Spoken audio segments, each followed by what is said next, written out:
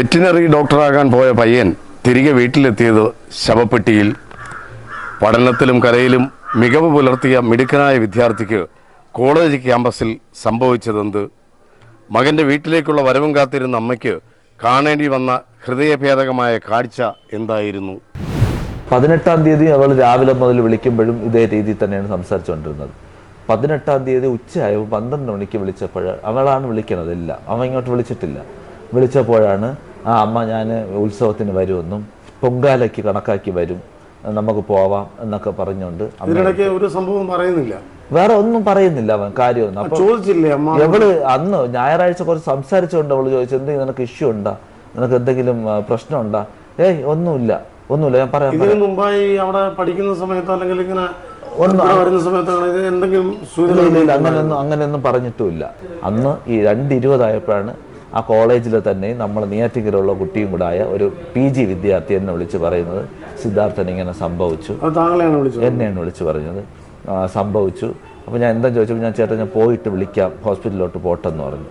കുറച്ച് കഴിഞ്ഞിട്ടാണ് പുള്ളി ഹോസ്പിറ്റലിൽ പോയിട്ട് പറഞ്ഞു, ഇതേപോലെ ഇപ്പോൾ ഹോസ്പിറ്റലൈസ്ഡ് ആണ്, അവൻ കോളേജ് ഹോസ്റ്റലിലെ ബാത്റൂമിൽ സൂയിസൈഡ് ചെയ്തു എന്നാണ് അറിഞ്ഞതെന്ന് പറഞ്ഞു. പിന്നെ രണ്ടാമത് വിളിച്ചിട്ടാണ് പറയുന്നത് ഡോക്ടർ കൺഫേം ചെയ്തു. കോളേജ് അധികൃതരൊന്നും ബന്ധപ്പെട്ടില്ല. അവർ വിളിച്ചിട്ട് ഒഫീഷ്യലി കോളേജിൽ നിന്ന് ഒരു കോൾ പോലും ഇങ്ങോട്ട് ഈ സുഹൃത്തല്ല PG വിദ്യാർത്ഥിയാണ്, ഒരു PG വിദ്യാർത്ഥിയാണ് വിളിച്ചു പറയും. അവിടെ ചെന്നപ്പം ഈ കുട്ടി എന്നെ പറഞ്ഞു, നമുക്ക് ഡീനിനെ കാണാനാണ് പറഞ്ഞിരിക്കുന്നത്, ചേട്ടനടുത്ത് ഡീനിനെ കാണണം. നമ്മൾ അതും പ്രകാരം ചെന്ന് ഡീനിനെ കണ്ടു. അപ്പോൾ ഡീൻ എന്തെങ്കിലുമൊക്കെ സംസാരിക്കാനെന്നാണ് വിചാരിച്ചത്. നമ്മൾ അപ്പോഴും ഇതല്ലേ ധരിച്ചിരിക്കുന്നത്. അപ്പോൾ ഡീൻ പറഞ്ഞു, അവന് ഇങ്ങനെ സംഭവിച്ചു എന്ന് പറഞ്ഞു, വേറെ കാര്യങ്ങളൊന്നും എനിക്കറിയില്ല, അവിടെ എന്ത് സംഭവിച്ചു ഏത് സംഭവിച്ചു എന്ന കാര്യമൊന്നും എനിക്കറിഞ്ഞൂടാ, ഇത് സംഭവിച്ചിട്ടുണ്ട്, ബാക്കിയുള്ള കാര്യങ്ങൾ നിങ്ങൾക്ക് അറിയണമെങ്കിൽ പോലീസിനോട് ചോദിക്കണം, പോലീസിന് എന്തറിയാമോ പറയാനുണ്ടോ അതേ എനിക്കും പറയാനുള്ളൂ. ഇദ്ദേഹം വൈത്തിരി പോലീസ് സ്റ്റേഷൻ. അത്രയും പറഞ്ഞിട്ട് ഡീന് മാറി. ഡീനും വേറെ ഒരു 4 അധ്യാപകനും കൂടെ ഉണ്ടായിരുന്നു. ഒരു കുട്ടികളെ ഒന്നും പറയുന്നില്ല. കോളേജിൽ നിന്ന് എന്നെ വിളിച്ചിട്ടുമില്ല, ഒരു കാര്യവും പറഞ്ഞിട്ടുമില്ല, വിദ്യാർത്ഥി മരണപ്പെട്ടു ഒന്നും അറിയിച്ചിട്ടില്ല, ഒഫീഷ്യലി അറിയിച്ചിട്ടില്ല, നമ്മൾ അറിയിച്ചിട്ടില്ല. ഡീനിനെ കണ്ട് സംസാരിക്കുമ്പോൾ ഞാൻ ചോദിച്ചു, എനിക്ക് ഹോസ്റ്റലിനകത്ത് കയറി സംസാരിക്കാൻ കാണാൻ പറ്റുമോ, അല്ലെങ്കിൽ അവരോടുള്ള സഹപാഠികളകത്ത് സംസാരിക്കാൻ പറ്റുമോ? അതൊന്നും പറ്റൂല, അതൊക്കെ പോലീസാണ് തീരുമാനിക്കണം, ഞാനല്ല എന്നാണ് ഡീൻ പറഞ്ഞത്. എന്നിട്ട് സുൽത്താൻ ബത്തേരിയിൽ പോയി ഇൻക്വസ്റ്റ് തയ്യാറാക്കാൻ വേണ്ടി അവിടെ ചെന്നപ്പോൾ വേറെ കോളേജ് അധികൃതർ ഇവർ നമ്മളെ കൂടെ വന്നേ ഉള്ളൂ, 4 പേര്. വിദ്യാർത്ഥികൾ ആരുമില്ല, പോലീസ് മാത്രമേ ഉള്ളൂ, SI ഒരു പോലീസ് മാത്രമേ ഉള്ളൂ. ഞങ്ങൾ പോയി നോക്കിയപ്പോഴാണ് ബോഡി ഐഡന്റിഫൈ ചെയ്തപ്പോഴാണ് ഇവിടെ ഒരു മുറിവ്, നല്ലൊരു മുറിവ് കഴുത്തിൽ ഈ സൈഡിലുണ്ട്, മുതുകത്തുണ്ട്, നെഞ്ചിൽ ചെറിയ ചെറിയ പാടുകളുണ്ട്. പോലീസ് അപ്പം പറയുന്നത് ഒരു പ്രശ്നവുമില്ല, ഇത് സാധാരണ തൂങ്ങി മരണമാണ്, വേറെ സംശയത്തക്ക രീതിയിലൊന്നുമില്ല. SI പറയുക ശരീരത്തുണ്ടായ മുറിവുകളെ കുറിച്ച് അപ്പോഴാണ് പറഞ്ഞപ്പം പറഞ്ഞ് അത് നമുക്ക് പോലീസ് അവരുടെ അടുത്ത് പറഞ്ഞിട്ടുണ്ട്, നോക്കാം എന്നാണ്. ഇതിനിടയിൽ പോലീസ് സർജൻ പോലീസുകാരനെ വിളിച്ചിട്ട് ഇതിനെക്കുറിച്ച് പറയും. അപ്പൊ അദ്ദേഹം അത് കണ്ടിട്ട് നേരെ വന്ന് എൻ്റെ അടുത്ത് ഉണ്ട്, ദുരൂഹതയുണ്ട്. ഇത് കണ്ടിട്ട് ഇദ്ദേഹം വന്ന് SI വന്ന് പറയുന്നത്, സാധാരണ ഇത് കഴിയുമ്പോൾ നമ്മളൊന്ന് വിളിക്കാറുണ്ട്, അതിങ്ങനെ വിളിച്ചതാണ്. പക്ഷെ നമ്മളെ ബന്ധുക്കൾ അപ്പുറത്ത് നിന്ന് കേട്ടത് പോലീസ് സർജൻ ഇദ്ദേഹത്തിനെ വിളിച്ച് കാണിച്ചത് മൊത്തം ഈ മുറിവുകളൊക്കെ പറ്റിയാണ്, ചതവുകളും മുറിവുകളും അതൊക്കെ പഴക്കമുള്ള മുറിവുകളാണെന്നാണ് കാണിച്ചത്.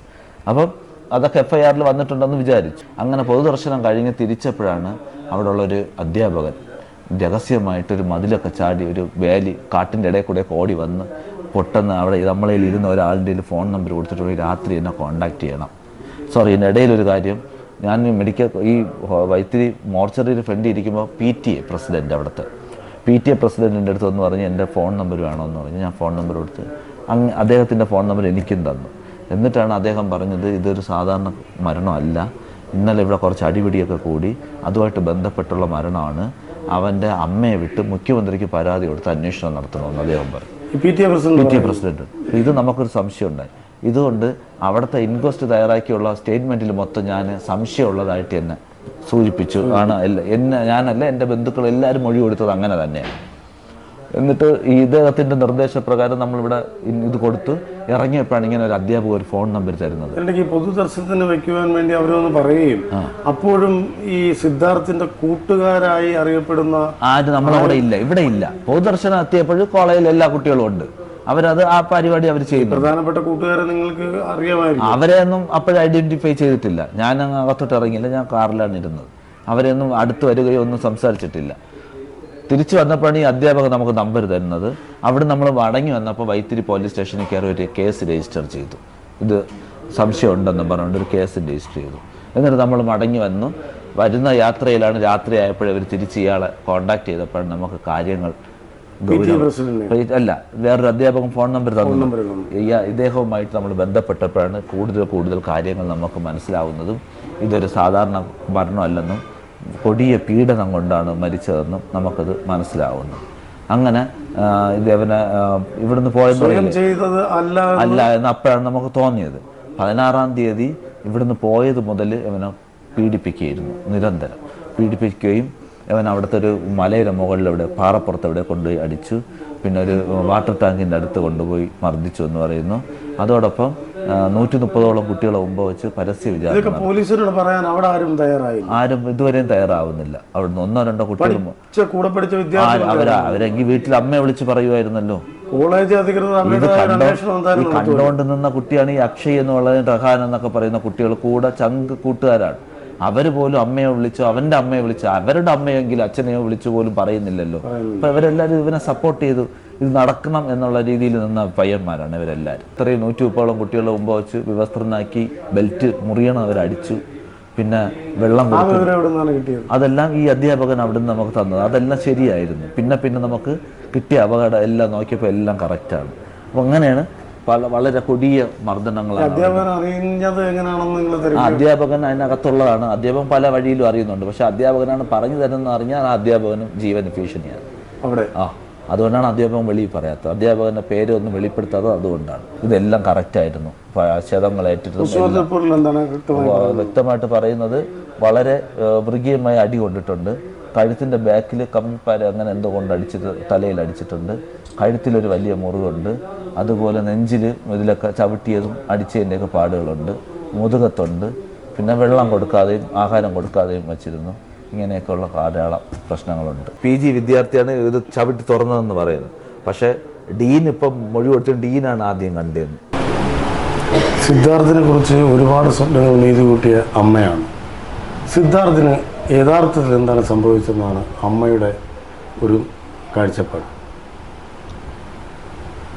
14-ാം തീയതി വരെയുള്ള 13-ാം തീയതി വിളിച്ചപ്പോൾ അതിനൊരു ബുദ്ധിമുട്ട് തോന്നിയില്ല എനിക്ക്. പിന്നെ 15-ാം തീയതി ഇങ്ങോട്ട് വരുന്നു എന്ന് പറഞ്ഞിട്ട് തിരികെ വിളിച്ച മുതലാണ് അവനൊരു ഒരു ടെൻഷനും. അമ്മ എന്നെ വിളിക്കുന്നു, ഒരു അത്യാവശ്യം ഒരു പേപ്പർ കൊടുക്കുന്നുണ്ട്, ഞാൻ പോകുന്നു. അതോടെ ആ സംസാരത്തിന് ഒരു മാറ്റം തുടങ്ങിയത്. ശരിക്കും ആക്റ്റീവായിരുന്നു. പിന്നെ യൂണിവേഴ്സിറ്റി ഫോട്ടോഗ്രാഫറാണ്. അപ്പോൾ എൻ്റെ അടുത്ത് പറയും, എനിക്കിപ്പോൾ വേണോ എവിടെ വേണോ കയറി പോകാൻ പറ്റും.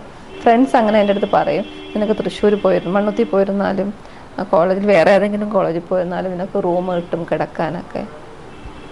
ഞങ്ങൾക്ക് അപ്പം തന്നെ തിരികെ വരേണ്ടി വരും. അപ്പം അങ്ങനെ അവരൊക്കെ പറയും. പിന്നെ ഫ്രോഗറായിരുന്നു, ഞാൻ പറഞ്ഞില്ലേ, ഫ്രോഗ് സർവേയർ ആയിരുന്നു. ഇതിനു മുമ്പ് സിദ്ധാർത്ഥിന്റെ കൂടെ ഫ്രണ്ട്സ് ഇവിടെ വന്നിട്ടുണ്ട്. ആ ഫ്രണ്ട്സ് ഒരു സംശയത്തിന്റെ നിഴലിലാണ് ഇപ്പോൾ അവരെ സസ്പെൻഡ് ചെയ്തിട്ടുണ്ട്. അതെന്തിന്റെ പേരിലാണ് അങ്ങനെ ചെയ്യാനുള്ള കാരണം? അധികൃതർ എന്താണ് പറയുന്നത്? റാഗിങ് ആണെന്നാ പറയുന്നത്. അവരെത്രയും പേടിക്കുന്നുണ്ട്. അപ്പോൾ അതിനകത്ത് ആരെയാണെന്ന് അറിയില്ല, ആരെയൊക്കെയോ പേടിക്കുന്നുണ്ട്. അധ്യാപകൻ ആരെയൊക്കെ പേടിക്കുന്നുവെങ്കിൽ അപ്പോൾ കുട്ടികളെ നമ്മൾ പറഞ്ഞിട്ട് കാര്യമില്ല. എവിടം വരെ വേണമെങ്കിലും പോകാൻ തയ്യാറാണ്. എന്തായിരുന്നാലും ഈ 12 പേരോ 20 പേരോ 30 പേരോ ഒന്നുമല്ല. ഇതിനകത്തിൻ്റെ ബാക്കിൽ എത്ര പേരുണ്ടായിരുന്നു അവരെ നമ്മൾ പുറത്ത് കൊണ്ടുവരും. ഇനിയുള്ള പുറത്ത് കൊണ്ടുവരണം എന്ന് പറഞ്ഞാൽ കോളേജിൽ പഠിക്കാൻ അനുവദിക്കരുത്. അത് ഞങ്ങളുടെ കൂടെ ഗവൺമെൻറ് ഞങ്ങളുടെ കൂടെ നിൽക്കുമെന്ന് ഞങ്ങൾക്ക് 100% വിശ്വാസമുണ്ട്. വിദ്യാർത്ഥികളുടെ ഒരു സസ്പെൻഷൻ കൊണ്ട് അവസാനിക്കുന്നില്ല. ഇല്ല, അത് ഇല്ല. വേറൊരു സസ്പെൻഷനിൽ നിൽക്കില്ല. ഞാൻ അന്ന് ബോഡി കൊണ്ടുവന്ന ദിവസം ഞാൻ അക്ഷയനെ ചോദിച്ചു, മോനെ ഞാൻ 2 പ്രാവശ്യം നിന്നെ കോണ്ടാക്ട് ചെയ്തതല്ലേ, ഒന്ന് പറയാത്തെന്ത് മോനെ എന്ന്. അവൻ കുനിഞ്ഞിങ്ങനെ ഇരുന്നു.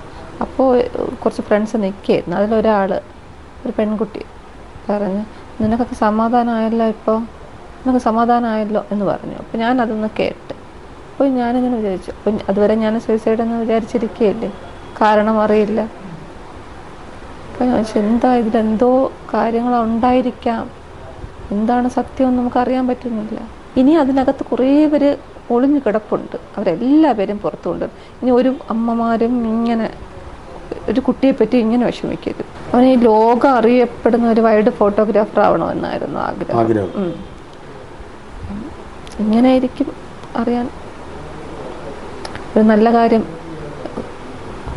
ഈ കോളേജിലൊക്കെ എങ്ങനെ കുട്ടികളുണ്ടോയെന്നായിരിക്കും. അവനെ ഉപദ്രവിച്ചവരോ അത് ചെയ്തവരോ അതിനു വേണ്ടി അതിൻ്റെ ബാക്കിൽ പ്രവർത്തിച്ചവരോ അല്ല, അത് കണ്ടുകൊണ്ട് നിന്നവരെ പോലും അവർക്ക് വേണമെങ്കിലും പറയായിരുന്നു. സിദ്ധാർത്ഥിനെ പറ്റിയ ഈ ദുരന്തം അച്ഛൻ അറിയുന്നത് ഗൾഫിൽ വെച്ചാണ്. ഞാൻ ഗൾഫിൽ വെച്ച് അറിയുന്നത്. നാട്ടിലെത്തിയതിനു ശേഷം എന്താണ് സംഭവം എന്ന്? നാട്ടിലെത്തിയതിന് ശേഷം 18-ാം തീയതി ഞാൻ ഈ കാര്യം അറിയുന്നത്. നാട്ടിലെത്തിയതിനു ശേഷം അറിയുന്നത് മകൻ മരിച്ചത് ആത്മഹത്യയാണ്. അവിടെ വെച്ച് പറഞ്ഞതെന്ന് പറഞ്ഞാൽ എന്നോട് എൻ്റെ അളിയനാണ് വിളിച്ച് പറഞ്ഞത്, മകൻ ഒരു ആക്സിഡൻറ്റ് പറ്റി പെട്ടെന്ന് പറഞ്ഞു. ഓക്കെ, അതിനുശേഷം ഞാൻ ചോദിച്ച് പറഞ്ഞപ്പോഴേ ആക്സിഡൻറ്റ് വെച്ച് മരിച്ചുപോയി, പെട്ടെന്ന് വാ, എങ്ങനെയെങ്കിലും കടിച്ചു പിടിച്ച് വാ എന്ന് പറഞ്ഞു. എൻ്റെ അളിയൻ വിളിച്ച് പറഞ്ഞു, ഷിബു എന്നാണ്.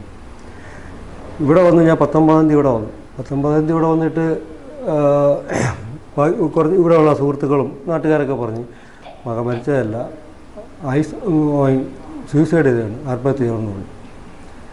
അപ്പോഴെനിക്ക് മനസ്സിലായി ഒരിക്കലും അത് ചെയ്യില്ല, എനിക്ക് നല്ലവണ്ണം അറിയാം. അങ്ങനെ ചെയ്യണ മനക്കട്ടിയുള്ളവനൊന്നുമല്ല, അത്രയ്ക്ക് നല്ല ബോൾഡുള്ളവനാണ്. അങ്ങനെ ആത്മഹത്യ ചെയ്യണവനല്ല. അവന് ഒരുപാട് ആഗ്രഹങ്ങളുള്ള, പഠിച്ച് കയറണമെന്നുള്ള, വേറെ ഒരു ബുദ്ധിമുട്ടുള്ളവനല്ല. എന്നാലും എനിക്ക് പ്രതികരിക്കാൻ പറ്റിയില്ല.